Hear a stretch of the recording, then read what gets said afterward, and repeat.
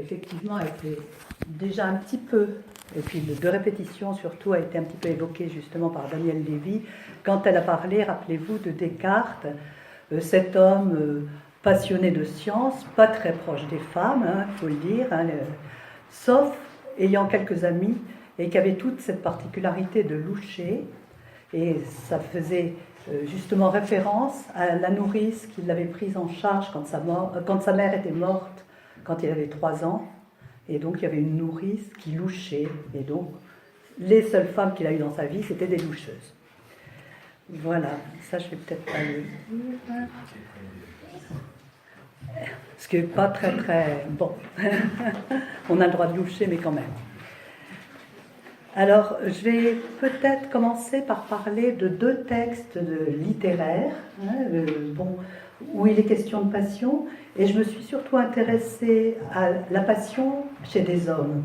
Pourquoi ? Parce qu'en psychanalyse, il m'a semblé que les quelques hommes que j'ai lus étaient, pour la plupart, attachés à un premier amour, vraiment très attachés à un premier amour, et d'autant plus attachés que c'était un amour platonique, la plupart du temps, très jeune, et avec l'idée que si j'avais été avec cette femme-là, la vie aurait été merveilleuse, beaucoup plus belle qu'elle n'est. Enfin, il y a quelque chose comme ça chez l'homme.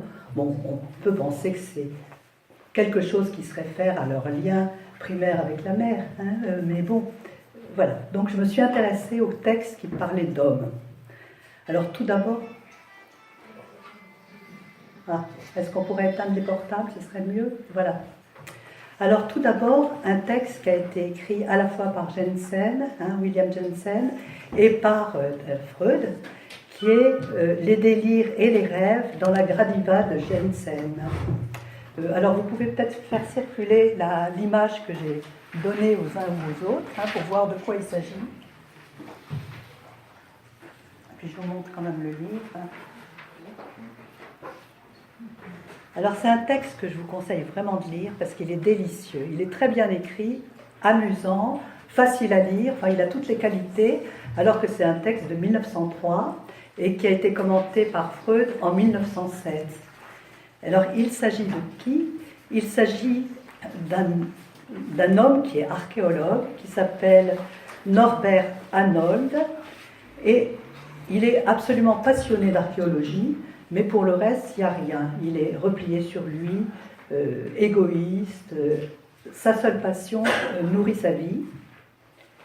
Et il tombe, en visitant l'une des grandes collections d'archéologie et d'antiquité à Rome, au Vatican plus exactement, il tombe sur un bas-relief donc, que je fais circuler, là, ceux qui l'ont peuvent faire circuler pour voir de quoi il s'agit. Alors c'est quelque chose qui est ni plus ni moins beau que tout un tas d'autres choses, et sûrement moins beau que beaucoup d'autres, mais il en tombe fou d'amour pour ce bas-relief. Il s'en procure un modelage quand il retourne en Allemagne. Alors ce bas-relief, que représente-t-il ? C'est une jeune femme, ni plus ni moins belle que tout un tas d'autres jeunes femmes, d'une époque ancienne. On voit qu'elle a vécu jadis. Elle marche, et ce qu'il va remarquer surtout, c'est sa démarche, et notamment la position de son pied droit. Son pied gauche est en avant, comme vous le voyez sur l'image, que vous faites circuler, et le pied droit est en arrière et pointe vers le sol. Et alors là, pour lui, c'est quelque chose de fascinant, et un petit peu comme si sa passion se déplaçait de l'archéologie vers ce bas-relief et vers ce pied absolument fascinant. Bon, et alors il y a vraiment des descriptions absolument croquignolesques de cet homme qui jusqu'à présent s'intéressait à rien du tout. Il va dans la rue et il va faire une véritable enquête podologique pour regarder les pieds des femmes qui l'accusent de voyeurisme, qui ne sont pas contentes. Bref, pour voir qui marche comme ça, est-ce que je vais la trouver ? Et puis il est mal à l'aise, de plus en plus mal à l'aise, il y a quelque chose qui ne va pas, qui tourne pas rond, et il décide de partir en vacances. Bon, je vais partir à Rome. Rome, c'est une ville qu'il connaît bien. Puis finalement, il n'y reste pas, il transite par Naples, et puis il arrive à Pompéi, et partout, il retrouve son malaise, et qui projette surtout sur plusieurs choses, mais surtout sur les couples d'amoureux. Il voit partout des couples d'amoureux, il les appelle ses Augustes et ses Gretes, qui lui semblent vraiment ridicules, avec leur langage un petit peu cuculapraline. Bon, ça ne lui plaît pas du tout, et il a envie de fuir ce monde-là. Bon, les mouches aussi l'embêtent, enfin, bon, bref, beaucoup de choses, et il finit par se dire que peut-être que ce qui l'embête, c'est surtout quelque chose qui est en lui, hein, quelque chose qui est en lui. Alors, ce que j'ai oublié de dire, c'est qu'avant de partir, il a fait un rêve. Il fait plusieurs rêves, hein, et c'est pour ça qu'il a intéressé Freud. C'est Jung qui a signalé à Freud ce roman de Jensen. Et dans ce rêve, il voit cette personne qu'il appelle la Gradiva, hein, la Gradiva, celle qui marche en avant. Et il l'imagine à Pompéi, en train de marcher sur les dalles, et il dit que ça irait bien comme ça. Et puis bon, il l'observe et il dit, mais quand même, elle a l'air plutôt grecque. Mais bon, c'est pas étonnant, parce que l'Italie du Sud a été envahie par les Grecs. Bref, il commence à se faire tout un roman autour de cette jeune femme. Mais quand il va à Pompéi, il a oublié et le rêve et la Gradiva, tout ça, il ne l'emporte pas avec lui. Or, à Pompéi, qu'est-ce qui se passe dans la maison de Méléagre? Alors, dans ce rêve, attendez, je ne vous ai pas raconté le rêve, je m'aperçois que je ne vous l'ai pas raconté le rêve. Bon, dans ce rêve, donc, il est en 79, dans l'an 79, c'est l'année d'éruption du Vésuve, et il assiste à cette éruption. Devant lui passe cette jeune femme avec sa démarche particulière, la Gradiva, il veut absolument la sauver. Cette Gradiva s'allonge sur une marche du temple d'Auguste, et puis meurt étouffée par les gaz, et ensuite ensevelie par le Vésuve. Il n'a pas réussi à la sauver. Donc, quand il arrive à Pompéi, tout d'un coup, il se rappelle un petit peu tout ça, et il se dit, si je suis arrivé à Pompéi, c'est peut-être pour essayer de retrouver la trace de ses pieds. Hein, essayer de trouver dans Pompéi la trace des pieds de la Gradiva. Donc, vous voyez, il y a une histoire de trace, là. Et non seulement il trouve la trace, mais quand il passe dans la maison de Méléagre, qu'est-ce qu'il trouve? La Gradiva en personne. Donc il la voit, enfin, il pense la voir tout du moins. Il essaye de rentrer en contact de façon un peu brusque. C'est sur le coup de midi. Très vite, il la fait fuir. Bon, il se dit pourvu que demain je la retrouve, cette Gradiva. Il revient, ouf, elle est là. Et là, on le voit essayer de rentrer en contact avec celle dont il ne sait pas qui elle est. Est-ce que c'est un fantôme? Comment ça se passe? Bon, je vais essayer de lui parler en grec. Elle n'a pas l'air de comprendre. En latin non plus. Et finalement, il lui parle en allemand et elle comprend parfaitement l'allemand, qui est leur langue à tous les deux. Bon, donc il y a déjà quelque chose qui l'intrigue beaucoup. Il y a tout un délire qui se développe autour de cette jeune femme.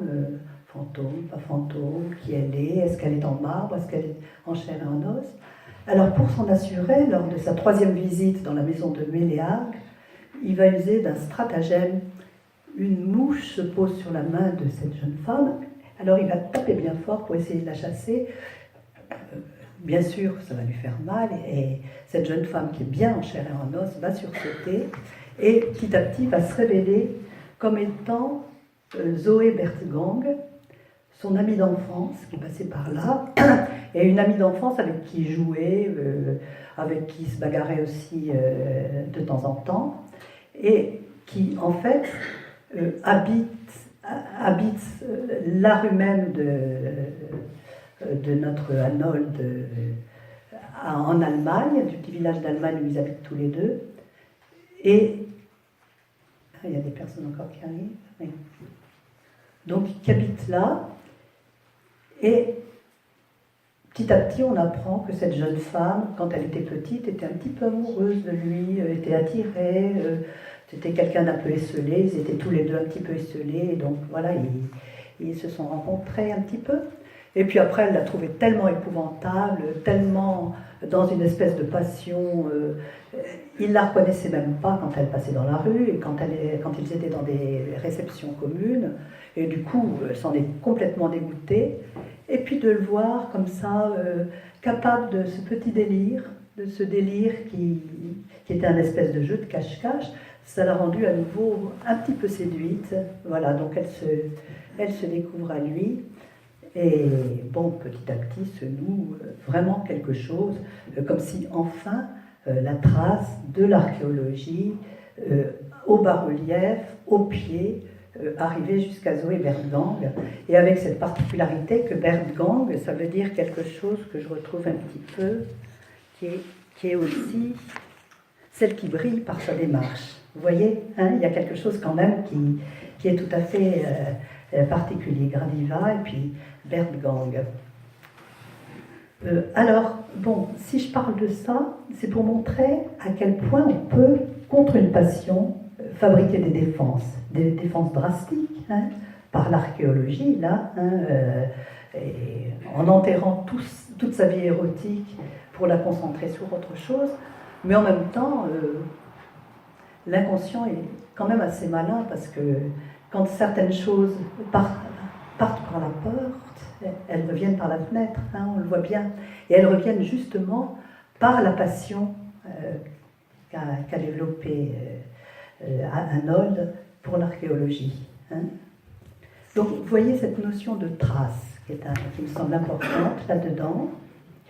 Et alors, Freud, quand il commente cette histoire-là, bon, déjà il est très très intéressé. Hein, il est très intéressé par la finesse du récit, hein, que encore une fois je vous recommande, par les traits psychiques dégagés par Jensen, et par aussi cette Zoé qui trouve un très bon thérapeute, parce qu'elle entre au lieu d'essayer de contrecarrer le délire, puis lui dit coucou, c'est moi que là, elle entre dans ce délire pour petit à petit aider Arnold à s'en dégager, hein, ce qui lui semble vraiment assez intéressant comme démarche.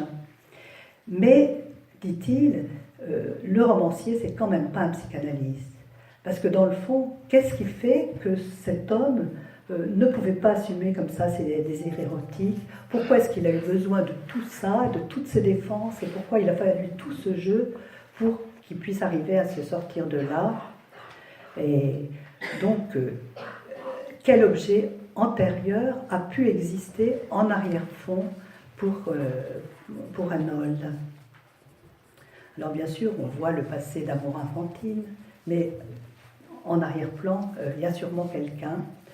Alors on a très peu d'indications dans le roman. On sait que les parents de cet homme sont morts quand il était jeune, sans précision. Alors est-ce qu'il s'est passé quelque chose? Est-ce que ça a été une perte trop rapide? Est-ce qu'il ne s'était rien passé du tout? Est-ce qu'il n'y a pas eu du tout d'objet primaire, enfin de mère ou d'objet maternel suffisamment porteur? On n'en sait rien. Alors que en psychanalyse, on essaye de chercher pourquoi. Hein. C'est vrai que l'histoire se termine bien là, mais on ne sait pas ce qui va en être après. Hein. C'est juste une histoire qui commence. Donc on peut se dire que est-ce que cette passion va durer ou pas? Alors le deuxième roman dont je vais parler quand même assez brièvement aussi, c'est... Enfin, je résiste pas au désir de vous en parler parce que ça se passe en partie dans l'Aube, à Nogent-sur-Seine. Et je vais vous parler du jeune Frédéric, encore un homme, de l'éducation sentimentale de Flaubert. Alors Frédéric a 18 ans au début du roman, il en a 45 à la fin. Donc des années ont passé et il est resté durant toutes ces années éperdument amoureux, passionnément amoureux d'une jeune femme qu'il a vue sur un bateau, parce que dans le temps, on voyageait en bateau sur la Seine, hein, quand il rentrait à Nogent-sur-Seine, et c'est Madame Arnoux. Alors, la façon dont il en parle, je vais vous lire quand même quelques lignes de Flaubert pour vous montrer la façon dont il en parle. Alors, dont en parle Flaubert tout du moins. Les prostituées qu'il rencontrait au feu du gaz, les cantatrices poussant leurs roulades, les écuyères sur leurs chevaux au galop, les bourgeoises à pied, les grisettes à leurs fenêtres, toutes les femmes lui rappelaient celle-là par des similitudes ou des contrastes violents. Il regardait le long des boutiques, les cachemires, les dentelles et les pendeloques de pierreries, en les imaginant drapés autour de ses reins, cousus à son corsage, faisant des feux dans sa chevelure noire. Dans la montre des cordonniers, les petites pantoufles de satin à bordure de cygne semblaient attendre son pied. Paris se rapportait à sa personne, et la grande ville, avec toutes ses voix, bruissait comme un immense orchestre autour d'elle. Donc on voit une description extrêmement romantique et pleine d'images, parce que la passion se nourrit d'images, d'imagination et d'images. Et donc Frédéric, bien sûr, aura quelques liaisons, mais qui ne sont que des succédanées, des pâles succédanées de cette passion. Et Madame Arnoux, rencontrée de temps en temps, se refusera toujours à lui. Elle est mariée, elle est assez sage, elle aime la religion, elle a 2 enfants, etc. Sauf à la fin du roman. Qu'est-ce qui se passe à la fin du roman? Madame Arnoux vient le voir, sans doute, là, pour se donner à lui.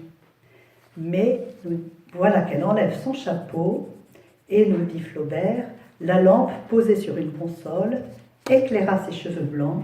Ce fut comme un heurt en pleine poitrine. Et Frédéric, alors, malgré son désir qui restait assez ardent, ne saisit pas l'occasion. Quand elle s'approche enfin, il s'éloigne. Alors nous dit, je continue à citer Flaubert, il sentait quelque chose d'inexprimable et comme l'effroi d'un inceste. Une autre crainte l'arrêta, celle d'en avoir dégoût plus tard, et tout à la fois par prudence et pour ne pas dégrader son idéal, il tourna sur ses talons et se mit à faire une cigarette. Rien ne se passa. Et entre-temps, entre 18 et 45 ans, Frédéric a sacrifié à sa passion, sa jeunesse, sa fortune, ses amitiés, sa mère et ses ambitions. Je passe les détails, parce qu'il faut lire l'histoire, bien sûr. Et il se retrouve avec son ami Deslauriers au seuil de la vieillesse, parce que 45 ans à l'époque, c'était vieux, et en trouvant qu'il a manqué sa vie. Alors là aussi, on voit une passion se dérouler, mais nous restons aussi sur notre faim, et on peut se demander que représente Madame Arnoux. Alors bien sûr, Flaubert souligne un petit peu la trace on a la trace du fantasme incestueux que souligne Flaubert. Alors Jean-Claude Roland, je vais vous montrer un petit peu le livre, qui a écrit un livre qui s'appelle « Guérir du mal d'aimer », a une hypothèse. Alors ce qu'il dit, c'est que dans le roman se profile un grand absent, le père du héros, qui après avoir ruiné sa famille et abandonné son enfant à un lien maternel possessif, exclusif, est mort dans des conditions mystérieuses et quelque peu honteuses. Il n'en dit pas plus, Flaubert. Or, les premières pages du roman évoquent une autre rencontre antérieure à la rencontre avec Madame Arnoux. C'est celle d'un homme que Frédéric va longtemps observer, admirer. Il va être subjugué par son aisance et sa vitalité. Et il s'agit de qui? De Monsieur Arnoux, qui est du reste aussi un petit peu un escroc. On voit aussi le long du roman qu'il n'est pas tout à fait net sur le plan juridique, etc. Et or, à la fin du roman, quand Madame Arnoux arrive, il lui demande des nouvelles de son mari, et ce n'est qu'un vieillard mourant. Alors donc, ce que se demande Jean-Claude Roland, c'est si en fait, par déplacement, cette passion pour Madame Arnoux n'était pas une passion pour Monsieur Arnoux, et si la trace n'est pas vers Monsieur Arnoux. Possible. Il peut y avoir d'autres hypothèses. Dans un roman, on peut faire plein d'hypothèses. Mais bon, ce que je veux souligner à travers tout ça, c'est qu'il semble que pour la passion, ce qui importe, ce n'est pas tant l'objet, du moins la personne pour qui on est passionné, mais la trace antérieure. La trace antérieure derrière l'objet. Et plus encore, la façon dont l'objet est collé à la trace. Et vient-il à s'en décoller un peu trop, il se peut que la passion tombe. Il n'a plus beaucoup d'intérêt. Et ce que je veux aussi souligner, c'est que la passion est en lien avec le manque. Hein. C'est pas forcément... Bon, c'est vrai que quand on a été suffisamment porté par une mère suffisamment bonne, au sens de Winnicott, bon, on en a profité, ça s'est bien passé, suffisamment bien passé, hein, parce qu'effectivement, le manque, il est toujours un petit peu là. Hein, on ne peut pas avoir tout, comme je le disais tout à l'heure dans les vœux de Géraldine. Vaut mieux pas avoir tout et que rien ne manque, parce qu'à ce moment-là, il n'y a plus rien à désirer. Mais disons que la passion, quand même, a comme creusé le manque, hein, comme si c'était un espèce d'appel d'air, un espèce de trou. On n'a pas eu, donc on va courir après, hein, toute sa vie. Donc je crois la trace, mais le manque, hein, le manque. Comme je le disais, quand on a eu une mère suffisamment bonne, ou l'équivalent d'une mère, c'est pas forcément une mère elle-même, elle va faire en sorte que l'enfant se détache petit à petit, avec un peu de douleur, mais pas trop, et il va pouvoir investir d'autres personnes, et tout en ayant comme cadre interne, gardant comme André Green parle de structure encadrante de la mère. C'est cette mère interne qui fait qu'on se sent relativement en sécurité, qu'on va pouvoir faire. Voilà. Et donc on se sent relativement en sécurité, qu'on va pouvoir faire d'autres expériences, on s'est suffisamment senti capable d'être aimé et aussi suffisamment capable d'aimer, hein, d'aimer et être aimé. Donc ça, c'est à soi et on pourra le reporter ailleurs. Tandis que quand ça n'a pas eu lieu, on comprend bien que là, on court après quelque chose qui ne sera jamais vraiment là, mais qui est comme ça dans le tout ou rien, dans l'absolu, dans le grandiose. Voilà. Alors, le manque existe toujours, bien sûr, mais encore faut-il savoir ce qui manque vraiment. Et je vais vous donner un pseudo-petit exemple clinique, parce que ça rassemble en fait plusieurs exemples cliniques rencontrés dans les cures ou dans les psychothérapies, pour justement que ça ne soit pas un exemple reconnaissable, parce que ce ne serait pas bien de donner un exemple reconnaissable. Alors j'appellerai cette jeune femme Annabelle, là je parle d'une jeune femme, et ça fera la transition avec Brigitte, qui parlera beaucoup de femmes, ou du féminin tout du moins, hein, pas forcément de femmes, mais du féminin qui peut exister aussi chez l'homme. Donc cette jeune femme est tombée passionnément amoureuse d'un homme riche, beau, à l'emploi socialement valorisé. Il est cadre supérieur dans une grande entreprise et il possède 2 voitures, dont une Alfa Romeo, de préférence. Sa femme l'a quitté dans des conditions épouvantables et il s'est retrouvé seul avec une petite fille.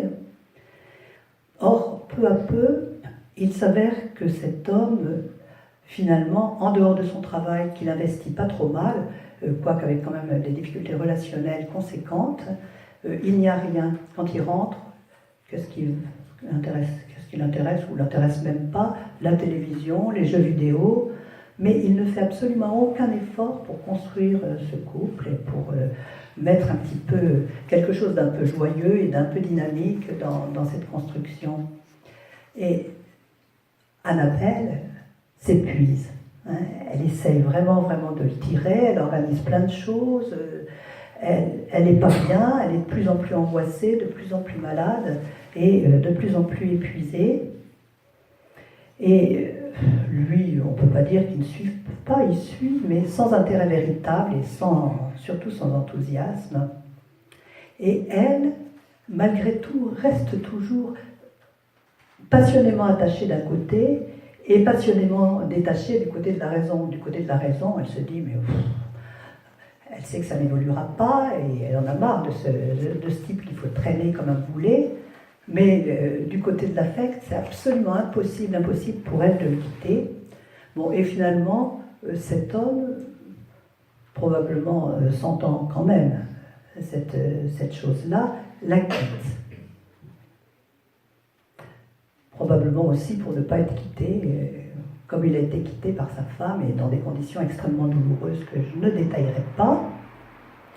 Alors, aurait-il été quitté? Il n'y a rien de moins sûr, parce qu'Annabelle est tellement accrochée, malgré son énorme désenchantement et son malaise qui ne fait que grandir, que probablement elle ne l'aurait pas quitté. Donc le cœur d'un côté, la raison de l'autre, on ne sait même pas si c'est le cœur, c'est quelque chose qui l'accroche malgré elle. Et cette proposition de rupture aurait pu la soulager, elle aurait pu se dire enfin. Mais non, pas du tout. Elle est extrêmement malheureuse pendant très longtemps, c'est très très difficile pour elle. Et dans son histoire, qu'est-ce qui fait que c'est si difficile? En fait, elle a eu une mère malade, très malade, physiquement et psychiquement, ayant fait de nombreux séjours en hôpital psychiatrique. Elle est fille unique. Le père, assez vite, s'est détaché un petit peu de toute cette histoire-là. Il a fui vers d'autres amours.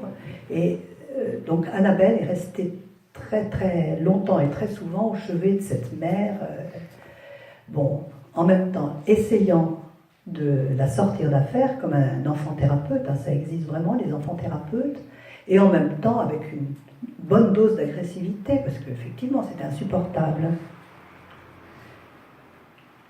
Et toujours est-il que, on le voit, ce qu'elle reproduit avec son amant, qui probablement est déprimé, hein, on a fait le constat qu'il était déprimé, ce qu'elle reproduit avec son amant, c'est ce qui s'est passé avec sa mère. C'était une petite fille qui probablement aimait désespérément cette mère, qu'elle n'arrivait pas à sortir d'affaire, mais surtout qui est renvoyée là à une espèce d'impuissance. Les enfants ont une espèce de toute puissance normalement, voilà, ils vont conquérir le monde, ils vont réussir à faire des choses magnifiques. Et là, elle est dans une impuissance extraordinaire, mêlée d'agressivité bien sûr, parce que vraiment, la mère, par la force des choses, met en échec cette fille. Donc, on voit ce scénario se rejouer, et le manque, où est-il? C'est un manque pas tellement d'un objet, dans le fond, hein, parce qu'elle a eu d'autres affections, elle a fait d'autres rencontres, cette Annabelle, d'autres belles rencontres, d'autres personnes qui lui ont apporté beaucoup, mais ça n'a pas suffi. Mais ce manque, c'était manque à pouvoir aider sa mère, manque à pouvoir se sentir suffisamment de puissance pour la sortir d'affaire. Hein, et donc, effectivement, c'est très important dans un travail avec un analyste d'arriver à voir où se situe le manque. Hein. Pour elle, cette impuissance, c'était une blessure narcissique qu'elle ne pouvait pas assumer, hein, une blessure très forte dans ses espoirs et dans son narcissisme. Bon, alors en analyse, ce qui se passe pour que tout ça puisse se gérer, bien sûr, ça on peut le comprendre, on peut faire des liens, hein, on aurait pu très facilement faire des liens entre ce qui se jouait avec cet amant et ce qu'on savait de la relation d'Annabelle et de sa mère. Mais ça ne suffit pas. Ce qui est important, c'est que dans l'analyse, ça puisse se rejouer. Et l'analyste, au fil du temps, pourra être soit la mère dépressive, hein, ce sera projeté sur lui ou sur elle, la mère dépressive. Parce que sur un homme peut être aussi projeté quelque chose d'une femme. Ou parfois ce sera un objet secourable tellement important, tellement passionnément aimé que ça fait d'autant plus ressortir le manque avec ce qu'on a connu avec sa mère. Vous voyez, il y a tout un tas de choses qui au fil du temps, je ne détaillerai pas parce qu'il y a énormément de figures de haine ou d'amour qui sont projetées sur un analyste lors d'une analyse et qui montrent un petit peu le monde interne qui a pu se tisser chez cette patiente à partir de cette mère qu'elle n'a pas pu aider et qui l'a mise dans une telle impuissance. Alors, la question que je vais brièvement évoquer, qu'est-ce que l'amour par rapport à la passion?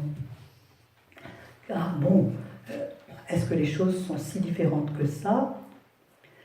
Quand on tombe amoureux, certains analystes, je pense notamment à Christian David, disent qu'il s'agit d'une petite psychose. Et c'est vrai, parce que on est amoureux peut-être pour un pied qui pointe ou pour un tout autre, pour tout autre détail, mais on ne connaît rien de la personne. On l'invente, on l'imagine, on la parle de tout un tas de choses. Donc effectivement, c'est quelque chose qui est, on pourrait dire, une petite psychose. Sauf que pour aimer, il est nécessaire de faire peu à peu ce chemin de lucidité qui consiste à accepter que l'objet ne soit pas collé à la trace. Hein. La trace existe. Probablement quand on part amoureux de n'importe qui et pour n'importe quoi, la trace existe, mais pour aimer, c'est important qu'on puisse se faire ce chemin de décollage. Hein. La trace existera toujours un tout petit peu, mais pas de façon énorme et dans tout ou rien comme ce que j'ai raconté tout à l'heure. Et l'objet enfin l'objet, la personne, hein, quand on parle d'objet en psychanalyse, il s'agit d'une personne investie, hein, ou de quelque chose qui est investi, qui peut être une personne, dont l'objet aura le droit d'avoir son existence propre, d'avoir ses défauts, d'avoir ses qualités, d'avoir ses différences, et d'être franchement quelquefois complètement différent de ce qu'on en a imaginé au départ. Donc aimer, c'est un chemin, hein, c'est quelque chose, on voit, qui montre une fluidité, un aménagement, une réflexion, alors que, comme dit, c'est le titre, je crois, d'un article d'Octave Manoni, « Le passionné ne veut rien savoir ». Hein, il a fait un article qui s'appelle « Le passionné ne veut rien savoir », qui est paru dans les années 80. La passion, c'est quelque chose qu'on ne veut pas, on ne veut pas savoir, on ne veut pas savoir ce qu'il y a derrière. Et pourquoi? Parce que ça apporte bien des bénéfices secondaires. Bien sûr, on souffre énormément quelquefois, mais on se sent vivre intensément. On a l'impression que, en dehors de ça, rien n'existe. Enfin, il y a une espèce d'intensité à laquelle il faut renoncer.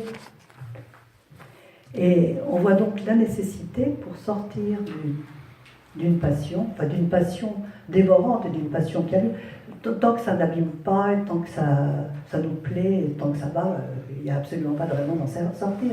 Mais quand on veut sortir d'une relation qui vraiment nous abîme, nous détruit, et dont on sent qu'il faudrait arriver à sortir, on sent qu'il faudrait quelque chose de plus fort par derrière, hein, quelque chose qui tire, soit un sens nouveau, soit aller voir un psychanalyste avec qui les choses se passent suffisamment bien, avec un transfert suffisamment fort, un transfert où tous les éléments passionnels puissent aussi passer dans le transfert, que ce soit les éléments de haine, d'agressivité, mais aussi d'amour, pour qu'ensuite on puisse petit à petit s'en défaire. Hein.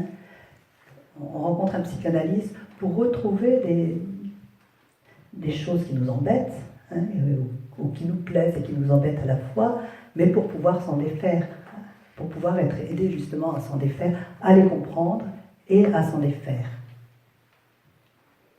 Voilà, donc bon, je ne voulais pas dire grand-chose de plus pour laisser la parole à Brigitte, simplement les quelques éléments qui sont à retenir, s'il y a quelque chose à retenir de ce que j'ai raconté, c'est cette histoire de traces, hein, cette histoire de manque, que plus le manque est grand, plus la passion risque d'être importante, donc c'est important de savoir à quel manque il faut penser dans ces cas-là, et puis la possibilité de transférer tout ça sur un psychanalyste si on le souhaite pour pouvoir s'en sortir. Voilà.